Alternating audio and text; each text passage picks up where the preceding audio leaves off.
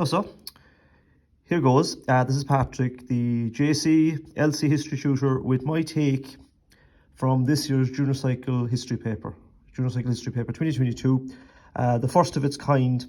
And my early impressions are good, very good. I think a lot of what teachers were saying on social media, in particular, got home to whoever set the paper. And here was the first thing that struck me. There are 8 questions in this paper. I suppose the samples we were using had 10 questions. No, they had to answer all questions. True. Again, marks were not provided. So again, students will not know the weighting of the marks. We won't either until we see the marking scheme in the autumn. But there was less questions. And I suppose, again, I compared this paper to the sample we had got from the SEC, or was it the NCCA, whichever anyway. And I noted that in that paper, there were 25 pages of questions, 25 pages. This paper had 21. So there was a reduction, certainly, in the amount of work students had to do. So that will see more students finishing this paper, which was not the case in the pre and mocks, as we all well knew about. Again, another thing I noted, that there were just 3 write an account type questions, right? And I think, in fact, 2 of those, or was it 1? Again, I've just looked at the paper now, said write a short account, you know? And again, when you look at the paper, you will notice that the sections for those longer type questions weren't as long as the ones we had seen in the samples. All right, now let's drive on and have a look at these questions. Again, the first question here, again, this was a strand 1 fest type paper, 1.6. Again, I don't know these off the top of my head, but when I compared them with my notes, this was 1.6. The work of the archaeologist using modern technology to find out about the past. So some nice comprehension questions there. A nice start, I'd say, students. It would have eased them into the exam. Okay, we'll turn the page here. Again, nice short questions here. The photograph was taken using a drone. Explain why drone technology is useful for archaeologists. And again, I suppose like the old junior cert, name 2 other tools used by archaeologists. Again, we move on to the next question here. Pick a topic from your junior cycle course that you can link to archaeology. And again, they give examples, which is very helpful. A named ancient or medieval civilization, early Christian Ireland, a pattern of settlement in Ireland, another topic of your choice. Again, I think a lot of students will go for early Christian Ireland here. I suppose, what kind of archaeology can we use? I suppose we're looking at things like different artifacts, such as the remains of old buildings, artwork, sculptures, high crosses, chalices, etc. Okay, so these would have taught us a lot about early Christian Ireland, okay? So again, the learning outcomes there are 3.1 combined with 2.1 and 2.6, okay? And we'll move on. Like the good old days, right? Many a time we looked at this type of question where you got different types of artwork, Renaissance and pre-Renaissance, and to compare the 2. So very much learning outcome 3.17 there.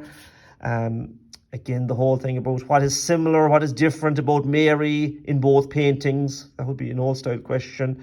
And from your study, again, this is certainly an old-style question. Explain 3 features of Renaissance art used using examples from the second painting. So they can talk there about 3D, sfumato. Sorry, by the way, I'm using a photocopied version here, but this is very, very, very much in colour, all right? So just to take that on board. Now, so we move on. Again, the old style question here again. Describe the main achievement of one Renaissance artist you studied during your junior cycle history course. Name his achievements. So a lot of Leonardo da Vinci's and Michelangelo's there. And again, this moves us on to 3.14. Like they're asking here, apart from art, select 2 areas of learning in which change took place during the Renaissance, for example, literature, architecture, medicine. Kind of jumped out for me because I suppose that was the theme I picked, health and medicine. I'd say a lot of people did, and certainly there was huge changes there during the Renaissance in terms of medical practitioners, artists getting into dissection, looking at the body in closer detail, and using that learning, and of course that benefited health and medicine also. So here we go, guys. I'd say there'll be timelines flying as long as we're teaching this course. 1.10, okay? That's the one about timelines and how important they were. And I suppose, look, we should have guessed this, shouldn't we? I'd say people were doing this anyway, emphasizing timelines. And the question here now is, like, they give the dates, they give a timeline. starting in 1490, working up to 1540, and basically the student has to slot in that Christopher Columbus did that in 1492, right? Unusual type of question, but I suppose they're testing numeracy skills here as well. It's a nice question, you know. They'll work it out. They'll work it out. No fear of them. Most of them anyway. Oh dears, this fella, right? 1 second now, we have to lose my focus. Oh, we're back.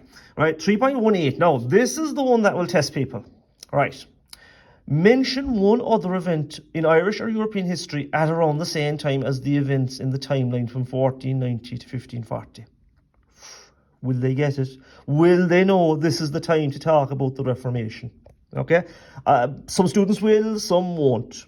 Okay, it will remain to be seen. And what is it? Write an account of one of the events mentioned in the timeline. Explain how people in the New World and our Europe were affected by it. Okay, so there you go.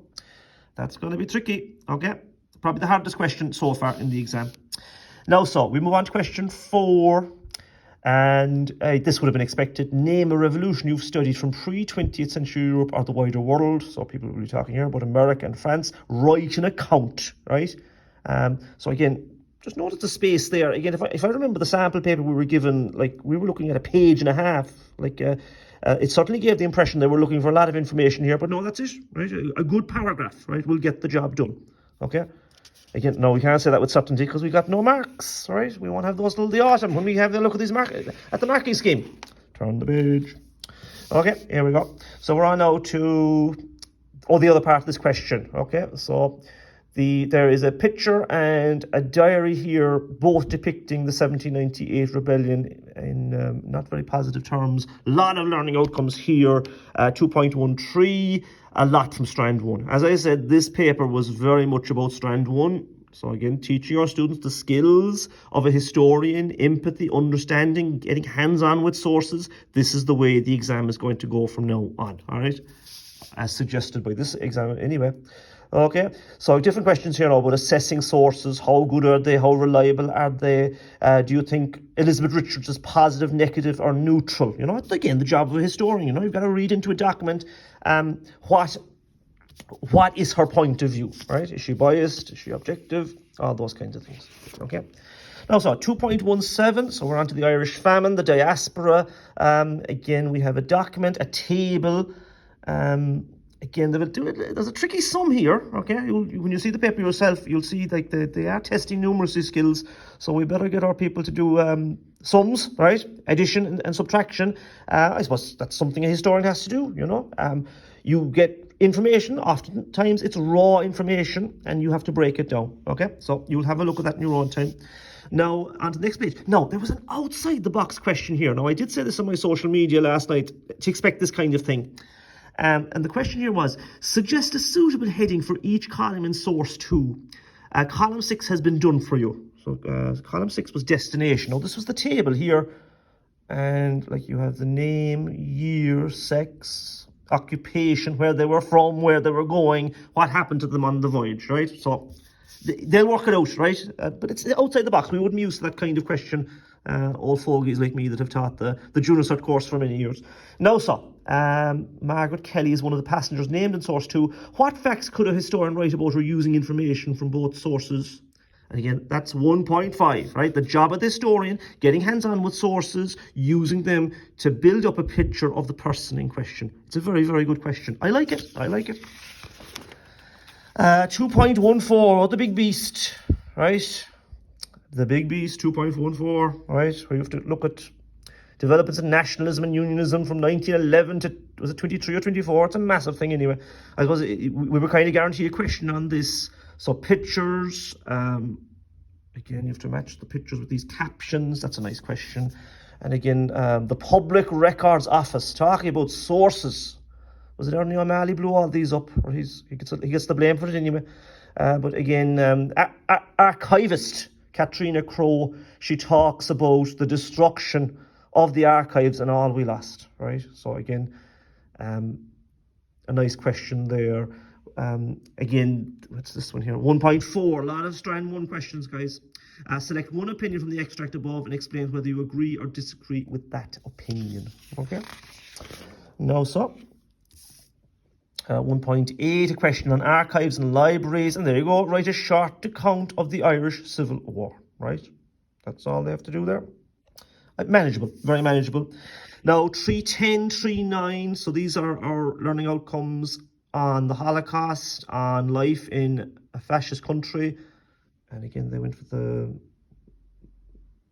what have you, these descriptions, and you have to match them with their different definitions there. Nice question, and they give an example, okay?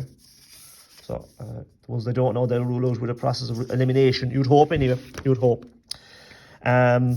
Again, from your study of the Holocaust, explain why Kristallnacht was a turning point in Nazi persecution of Jews. They'll be happy with that. Now, this guy, oh dear, this guy. What evidence about the Holocaust is provided by 3 different types of sources? So they must give the source and the evidence, okay? That will test them, you know. But again, a very source-based question again, you know.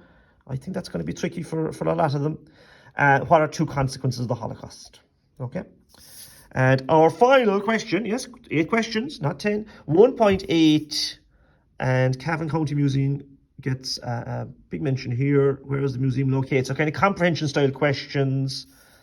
And we move on here now. Yeah, again, something I would have highlighted in my own social media, that these 2 learning outcomes, 3.13 about the 60s being a big decade in the world and Europe, and 2.12 that the 60s were a big decade, an important decade in Ireland, they can be taught as one. That was my thinking when I looked at them, you know, because they kind of fed into each other, you know, a lot of the kind of protests and changes that were happening in Ireland. We were looking at things happening in America and in Europe, you know, something to take note of down the line. Certainly it got me out of a scrape that I was able to teach the both of these together. And that's why I'm so happy, right? My students would have been very okay there, okay? Now, again, something I would have highlighted last night on my social, right? JC History Tutor. A question on setting up an exhibition, right? What's here now? Gillian O'Brien gives the following advice about setting up museum exhibitions. Objects and documents are vital, but photographs, film, and oral testimony can be fascinating too. So suggest 3 examples of objects, documents, or other presentation material you could use to set up a museum exhibition, you know? So if they could think back to what they did in their CBA in 2nd, or if it was aided in 3rd year, that would be a big help to them there, you know? It came up, the exhibit, all right? And there's more space there if they need it, and there's a few other pages then for if there's things they want to add on, okay? But I have to say, overall, I'm very, very happy with the exam. I think it's fair, it's doable. There's the art testy question, but you'll need those. But a few things I did notice. Did they know, right, that me and mainly every teacher, we were struggling with the end of this course, right? Like, again, what I was getting on my social was that because of disruptions, because of COVID and lockdowns, you know, a lot of teachers were struggling to finish the course. And I would say a lot of material that traditionally we teach in 3rd year did not come up. There was no questions on World War I or World War II, no Cold War, no EU, UN, Ireland's links with Europe, didn't bother with the parliamentary leaders, no question on the Troubles, no sport or culture, right? Folks, I think they were listening, all right? They were listening. So, like I said, topics I would cover normally in 3rd year did not come up, you know? So, big emphasis on the 1st year and 2nd year course and a bit of 3rd year, you know? But I'm happy, you know? I hope my students will be too, and I hope you and your students are happy with this exam. It's a relief, you know? It's over now. We can look ahead, you know, and hopefully now when we get the marking scheme in the autumn, we'll have a better sense of what these questions are worth and how they're marked. But there you go. All right, that's the end. So ends another chapter, right, in junior cycle history, right? They've done their first exam. All right. So folks, I'm sure you'll have your own takes on the paper. Please share them, right? You can comment away if you think I'm dead wrong or kind of right, you know. I don't mind. All right. I want to hear to help. All right, let's have a nice evening and all the best. And we'll talk again soon. Bye-bye.